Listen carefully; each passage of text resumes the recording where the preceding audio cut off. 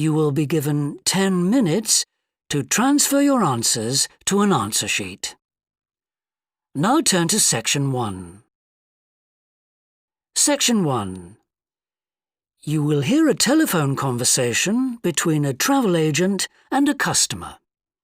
First, you have some time to look at questions 1 to 6.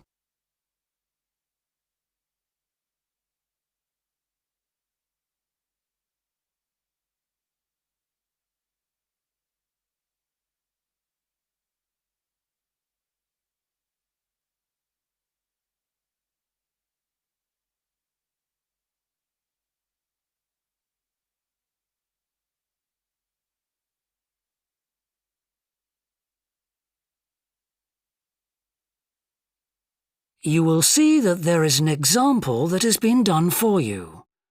On this occasion only, the conversation relating to this will be played first. Good morning, World Tours. My name is Jamie. How can I help you? Good morning. I want some information on self-drive tours in the USA. Could you send me a brochure? Of course. Could I have your name, please? Andrea Brown. The customer's name is Andrea Brown, so Brown has been written in the space. Now we shall begin. You should answer the questions as you listen, because you will not hear the recording a second time. Listen carefully and answer questions 1 to 6. Good morning, World Tours. My name is Jamie. How can I help you? Good morning. I want some information on self-drive tours in the USA. Could you send me a brochure? Of course. Could I have your name, please? Andrea Brown. Thank you. And your address? 24 Ardley Road. Can you spell that? Ardleigh Road. Postcode? BH5 2OP. Thanks. And can I have your phone number? Is a mobile all right? Fine. It's 07786 643 091. Thank you. And can I ask you where you heard about World Tours? From a friend, or did you see an advert somewhere? No, I read about you in the newspaper. OK, I'll get the brochures in the post to you, but can I give you some information over the phone? What kinds of things do you want to do on your holiday? I'm interested in going to California with my family. I've got 2 children, and we want to hire a car. OK, we have a couple of self-drive tours there, visiting different places of interest in California. The first one begins in Los Angeles, and there's plenty of time to visit some of the theme parks there. That's something on my children's list, so I'd want to include that. Good. Then you drive to San Francisco. From San Francisco, you can drive to Yosemite Park, where you spend a couple of nights. You can choose to stay in a lodge or on the campsite. I don't like the idea of staying in a tent. It'd be too hot. Right. And the tour ends in Las Vegas. OK. The other trip we can arrange is slightly different. It starts in San Francisco, then you drive south to Cambria.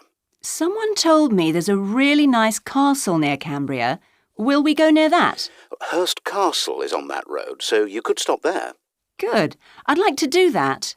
Does this trip also go into the desert? No, it continues to Santa Monica, where most people like to stop and do some shopping. We have enough of that at home, so that doesn't interest us. OK. Well, you could go straight on to San Diego. That's good for beaches, isn't it? That's right. That's a good place to relax, and your children might like to visit the zoo before flying home. I don't think so. We want some time for sunbathing and swimming. Before you hear the rest of the conversation, you have some time to look at questions 7 to 10.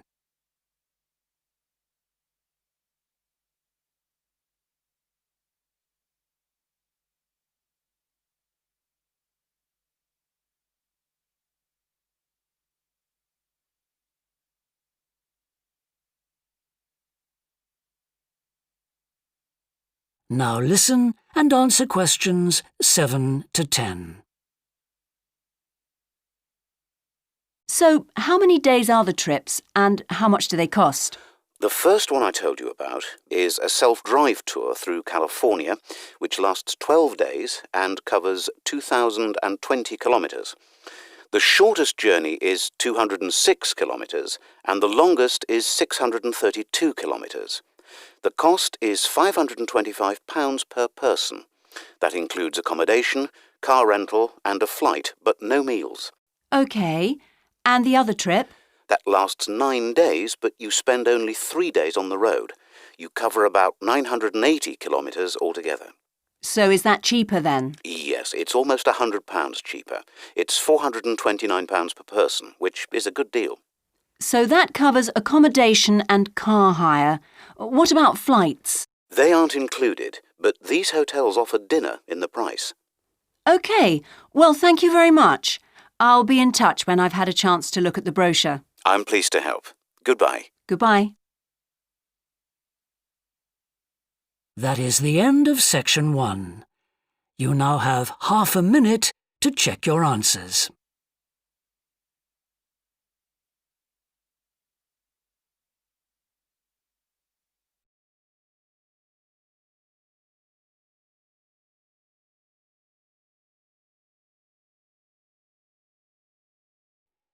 You will hear a fitness manager of a leisure club talking to some new members. First, you have some time to look at questions 11 and 12.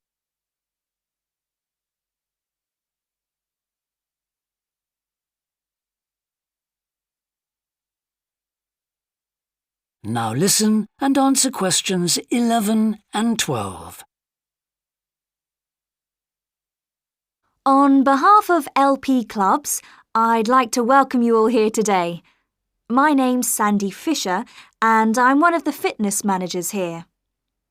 Before we start our tour of the club, I'll just run through some basic information about the facilities we have here, including recent improvements, and explain the types of membership available. Our greatest asset is probably our swimming pool, which at 25 metres isn't Olympic-sized, but now we've expanded it to 8 lanes, it's much wider. This means there are rarely more than a couple of people at a time in each lane. Unfortunately, there isn't space for an outdoor pool here, but the glass roof on the swimming pool is partly retractable, which means you can enjoy something of the open-air experience on warmer days. Our recently refurbished fitness suite has all the latest exercise equipment, including 10 new running machines and a wide range of weight training machines. Each member is given full training in how to operate the equipment, and there is always a trainer on duty to offer help and advice. Although we do have adult-only times after 6 and at certain times at weekends, children are well catered for. Older children continue to benefit from a wide range of tuition, anything from trampolining to yoga. Before you hear the rest of the talk, you have some time to look at questions 13 to 20.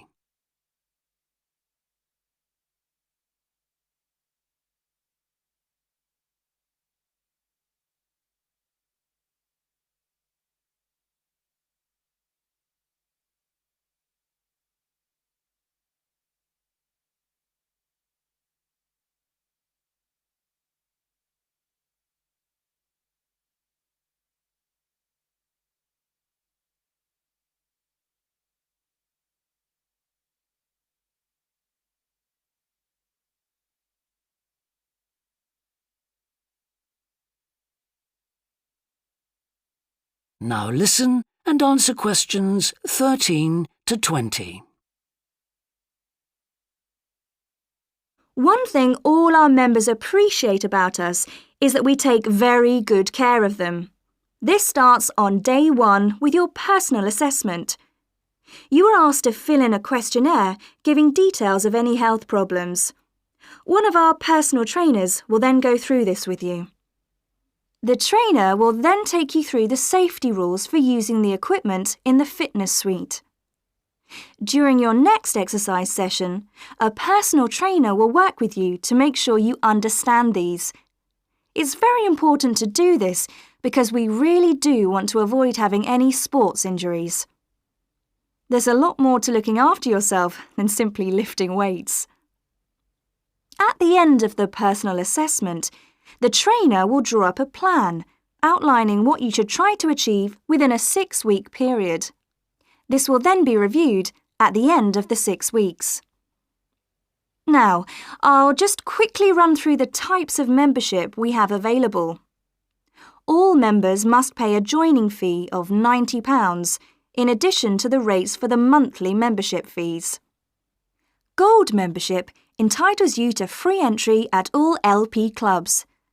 There are now LP clubs in all major cities and towns, so if you travel a lot, this will be a great advantage. Individual gold membership costs £50 a month, and joint membership for you and your partner will cost £75.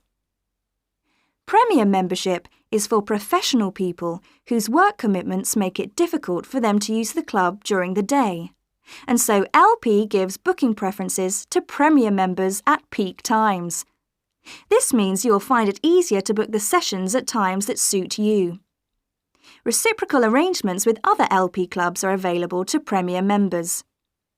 Premier membership is for individuals only, but you'll be sent passes for guests every month.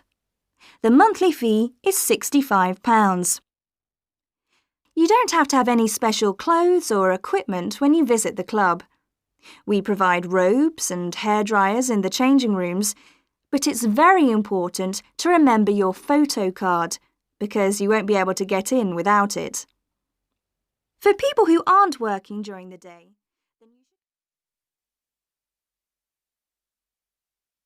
That is the end of section 2. You now have half a minute to check your answers.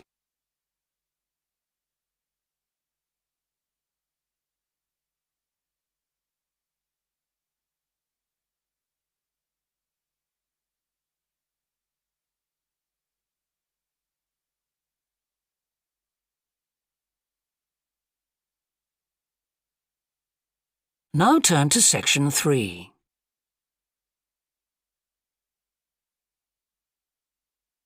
Section 3. You will hear a student called John talking to a professor about a design competition he is entering. First, you have some time to look at questions 21 to 25.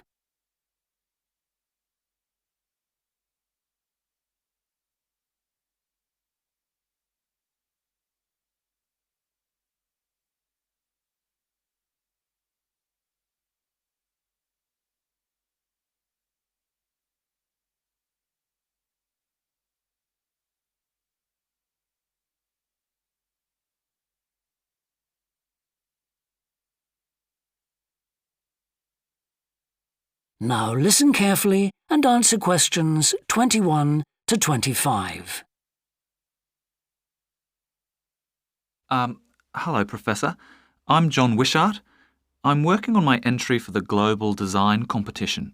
My tutor said you might be able to help me with it. Ah, yes, I got a copy of your drawings. Come in and tell me about it. What sort of competition is it? Well, it's an international design competition, and we have to come up with a new design for a typical domestic kitchen appliance. I see. And are there any special conditions? Does it have to save energy, for example? Actually, that was the focus in last year's competition. This year's different. We have to adopt an innovative approach to existing technology, using it in a way that hasn't been thought of before. I see. That sounds tricky. And what kitchen appliance have you chosen? Well, I decided to choose the dishwasher. Interesting. What made you choose that? Well, they're an everyday kitchen appliance in most Australian houses, but they're all pretty boring and almost identical to each other. I think some people will be prepared to pay a little extra for something that looks different. It's a nice idea. I see you've called your design the rock pool. Why is that? Basically because it looks like the rock pools you find on a beach. The top is made of glass so that you can look down into it. And there's a stone at the bottom. Is that just for decoration? Actually, it does have a function. Instead of pushing a button, you turn the stone. So it's really just a novel way of starting the dishwasher. That's right. It's a really nice design, but what makes it innovative? Well, I decided to make a dishwasher that uses carbon dioxide. In place of water and detergent? How will you manage that? The idea is to pressurise the carbon dioxide so that it becomes a liquid. The fluid is then released into the dishwasher where it cleans the dishes all by itself. Sounds like a brilliant idea. Your system will totally do away with the need for strong detergents. So what happens once the dishes are clean? Well, to allow them to dry, the liquid carbon dioxide and the waste materials all go to an area called the holding chamber. That's where the liquid is depressurised and so it reverts to a gas. Then the oil and grease are separated out and sent to the waste system. It sounds like you've thought it all out very thoroughly. So what happens to the carbon dioxide once the process is complete? Not wasted, I hope. Actually, that's where the real savings are made. The carbon dioxide is sent back to the cylinder and can be used again and again. What a terrific idea. Do you think it will ever be built? Probably not, but that's okay. Well, I'm sure a lot of positive things will come out of your design. Before you hear the rest of the discussion, you have some time to look at questions 26 to 30.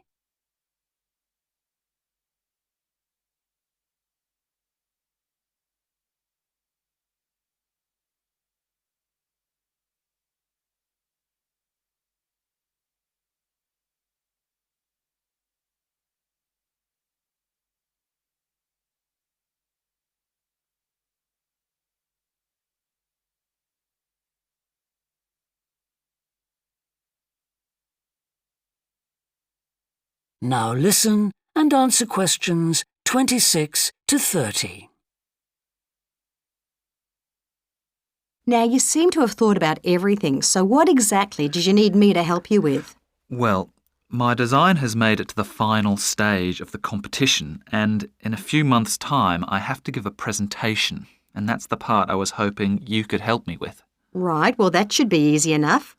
What have you managed to do so far? Well, I've got detailed drawings to show how it will work, and I've also written a 500-word paper on it. I see. Well, if you want to stand a good chance of winning, you really need a model of the machine. Yes, I thought I might, but I'm having a few problems. What's the main difficulty so far? Let me guess. Is it the materials? Yes. I want it to look professional, but everything that's top quality is also very expensive. Look, projects like this are very important to us. They really help lift our profile. So why don't you talk to the university about a grant? Oh, I can help you fill out the application forms if you like. that would be great.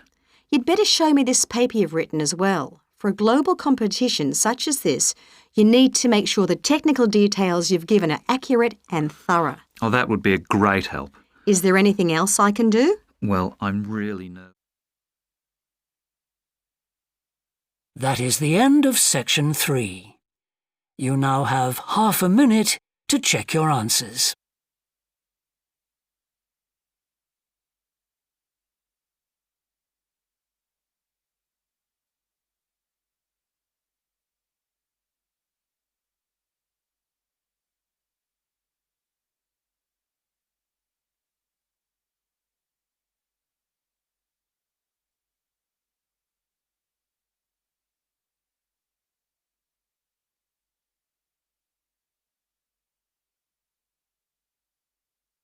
Section 4. You will hear a university lecture about an endangered bear in British Columbia, Canada, known as the spirit bear. First, you have some time to look at questions 31 to 40.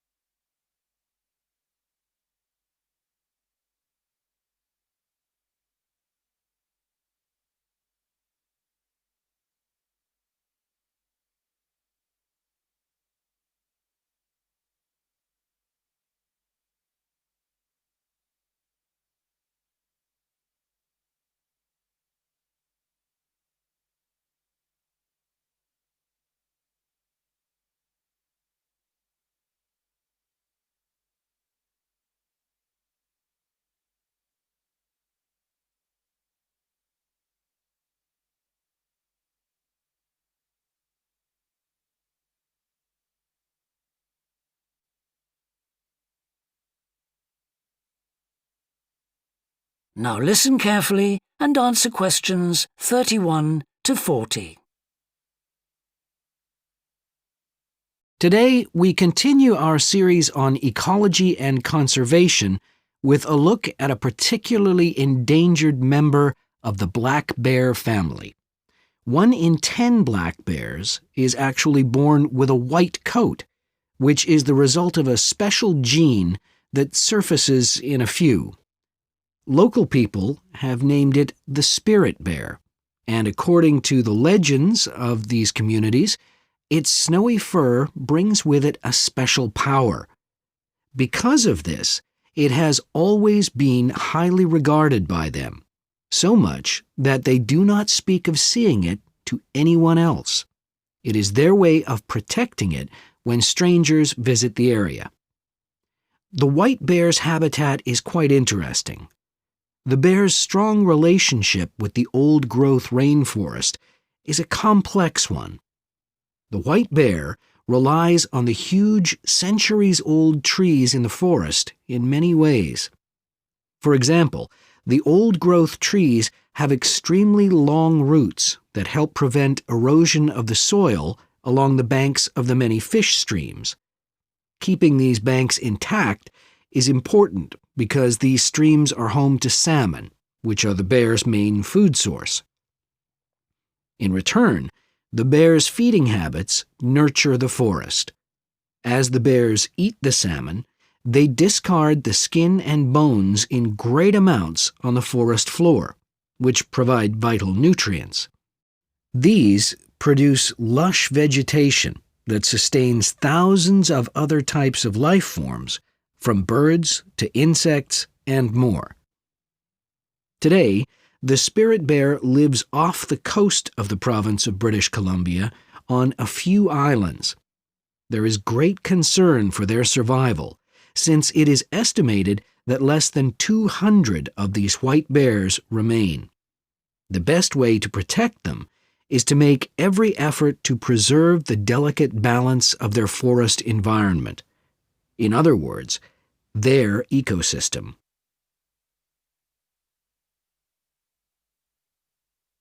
The greatest threat to the bear's existence is the loss of its habitat. Over many years, logging companies have stripped the land by cutting down a large number of trees.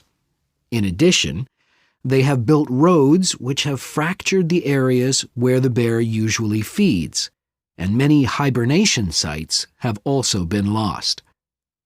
The logging of the trees along the streams has damaged the places where the bears fish. To make matters worse, the number of salmon in those streams is declining because there is no legal limit on fishing at the moment. All these influences have a negative impact on the spirit bear's very existence, which is made all the more fragile by the fact that reproduction among these bears has always been disappointingly low. And so, what's the situation going forward? Community organizations, environmental groups, and the British Columbia government are now working together on the problem. The government is now requiring logging companies to adopt a better logging method, which is a positive step. However, these measures alone may not be sufficient to ensure a healthy population of the spirit bear in the future. Other steps also need to be taken. While it is important to maintain the spirit bear's habitat, there also needs to be more emphasis on its expansion. The move is justified as it will also create space for other bears that are losing their homes to damage. That is the end of section 4. You now have half a minute to check your answers.